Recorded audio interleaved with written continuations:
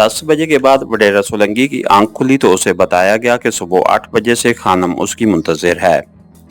उसने वडेरा सोलंकी से मुलाकात के बगैर वापस जाने से इनकार कर दिया है।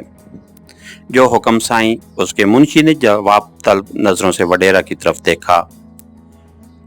ठीक है बाबा, मिलते हैं, उसे बिठाओ, टहल सेवा करो, मैं उसके साथ ही नाश्ता करूंगा। उसने जेरे लब मुस्कुराहट से मुंशी की तरफ देखकर कहा। ओके साईं, जो हुक्म साईं। मुंशी उल्टे कदमों वापस लौट गया। आपको थोड़ा इंतजार करना होगा, वडेरा साईं को हमने आपके हुक्म पर जगा दिया है, उसने खानम से कहा, जो मुंशी के इस अचानक बदले हुए रूप पर गड़बड़ा कर रह गई, क्योंकि थोड़ी देर पहले तक वो उससे सीधे मुंह बात नहीं कर रहा था। खानम को ड्राइंग रूम में बिठाकर मशरूबात से उसकी तवाज़े की गई। थोड़ी देर बाद वडेरा सोलंकी भी वहां आ गया। ये सब क्या है आपने? तो खानम उसे देखते ही फट पड़ी। बाबा हौसला करो, आराम से बात करो, मैं कोई भागा नहीं जा रहा। क्या हो गया है तुम्हें, क्या कह रही हो? वडेरा सोलंकी के जवाब ने खानम का पारा आसमान पर चढ़ा दिया। वडेरा, आप जानते हैं मैं क्या कह रही हूँ, उसने इंतहाई ज़ब्त का मुजाहरा करते हुए अल्फाज चबा चबा कर अदा किए। ओह, शायद तुम हांडी वाला की बात कर रही हो। वडेरा ने दोबारा सिगरेट सुलगाकर बड़े इत्मीनान से कश लेते हुए कहा। शायद नहीं, यकीनन। ये आप लोगों ने मेरे साथ धोखा किया है, खानम ने दोबारा जोर से कहा। धोखा किया बाबा? अभी तो हम मिले हैं, तुम्हारे हिस्से की रकम मिल जाएगी, आज ही मिल जाएगी। धोखा किया? ना साईं, ऐसी बातें ना करो, वडेरा सोलंकी ने उसे अजीब से तमस्खुराना अंदाज में कहा। वडेरा, तुम ज्यादती कर रहे हो, तुमने बिलावजह उसे मरवा डाला। तुम्हारा मकसद पैसे हासिल करना था, उसके बाद भी तुमने वो अब आपसे तुम पर आ गई थी।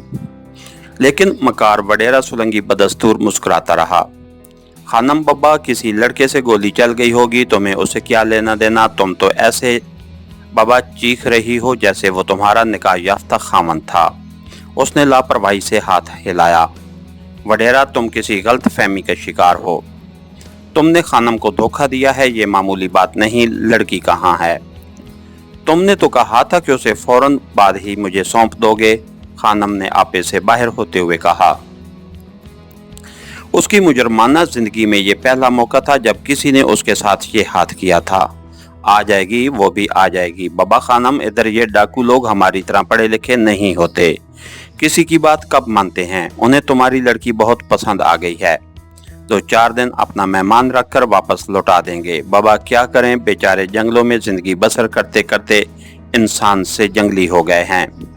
इस मर्तबा वडेरे की बात ने उसको जलाकर रख दिया। गुस्से से कांपती हुई आवाज में उसने वडेरा सोलंकी के बिल्कुल नजदीक पहुंचकर कहा, मैं तुम्हें बर्बाद कर दूंगी। अगर लड़की को नुकसान पहुंचा तो तुम भी नहीं बच पाओगे। ठीक है, तुम जरा बैठो, मैं उसे लाता हूँ। ये कहकर वो गुस्से में फुनकती खानम को उस कमरे में छोड़कर दूसरे कमरे में आ गया और थोड़ी देर बाद मुस्कुराता हुआ एक ब्रीफ केस और एक वीडियो कैसेट के साथ वापस लौटा। उसने ब्रीफ केस वहीं मेज पर रखा और सामने अलमारी में सजे वीडियो में कैसेट चला दी। ये कैसेट कल रात ही उसे मौसूल हुई थी और वही कैसेट थी जो हांडीवाला और परवीन की आखिरी मुलाकात पर तैयार की गई थी। बैठो, इसमें तुम्हारे लिए बड़ा अहम पैगाम है, उसने बटन दबाकर खानम से कहा, जो होंकों की तरह कभी उसे और कभी उसकी हरकत को देख रही थी। खानम अपनी जगह खड़ी रही। सामने बड़ी स्क्रीन पर फिल्म चलने लगी। ये फिल्म सेठ हांडीवाला और परवीन की रंगरलियों पर मुश्तमिल थी, जिसमें इस बात का खसूसी एहतमाम किया गया था कि ये वाक़या सेठ हांडीवाला के कत्ल से एक रोज पहले पेश आया है। बंद करो इसे, खानम हस्ट्रियाई अंदाज में चीखी। वीडियो सोलंकी ने उसे जिंदा दरगोर कर दिया था। वडेरा सोलंकी ने उसे जिंदा दरगोर कर दिया था। उसे अब सारे मामले की समझ आ गई थी। जी तो यही चाहता था कि वो अपने हंटर से वडेरा सोलंकी की खाल उतार ले, लेकिन ये उसके लिए मुमकिन नहीं था। उसे जिंदगी में पहली मर्तबा अपनी बेबसी का इतनी शिद्दत से एहसास हुआ था। दूसरी फिल्म भी आज आ जाएगी, जिसमें तुम्हारी परवीन का बयान रिकॉर्ड है कि किसी तरह तुमने उसे सेठ हांडीवाला से मिलाया और कहा कि रवानगी पर तुम्हें फोन करके अपनी मंजिल का पता बता दे। तुम्हारे और उसके खसूसी तल्लुकात माजी के तमाम वाक़यात समेत रिकॉर्ड हो चुके हैं। परवीन ने तुम्हारे बाकी तमाम करतूत भी बमै सबूत रिकॉर्ड करवा दिए हैं।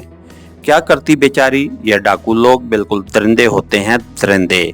ये भला किसी की बात मानते हैं, उससे एक एक बात उगलवा ली। मेरे ख्याल से पुलिस के पास अगर ये सारी फिल्म चली जाए और उसकी 2-4 कापियां VIP में भी पहुंच जाएं तो शायद तुम खुदकशी करना ही पसंद करोगी, लेकिन मैं ऐसा नहीं चाहता। देखो खानम बीबी, हम यारों के यार हैं। जिसका दोस्ती के लिए इंतखाब कर लें उसे अपना पक्का दोस्त बनाकर रखते हैं। तुम हमें बहुत पसंद आ गई हो। तुम्हारी सब आदतें हमसे मिलती हैं, जिनमें एक अच्छी आदत है किसी पर रहम न खाना। हम भी तुम्हारी तरह रहम करने या माफ करने के आदी नहीं हैं। बाबा, तुम बड़े लोग हो, ऐन मुमकिन था हमसे दोस्ती खत्म करके किसी और के साथ हाथ मिला लो। अब जीते जी ना तुम हमें छोड़ सकती हो ना हम तुम्हें, क्या ख्याल है? यह कहकर उसने जोरदार कहका बुलंद किया और खानम सुनकर खामोश हो गई। इसके साथ ही हमारी आज के एपिसोड का इख्तिताम हुआ। कहानीकार चैनल को लाइक कीजिए, सब्सक्राइब कीजिए और बेल आइकन को प्रेस कर दीजिए ताकि हर आने वाली नई वीडियो आप तक बर वक्त पहुंच सके। शुक्रिया।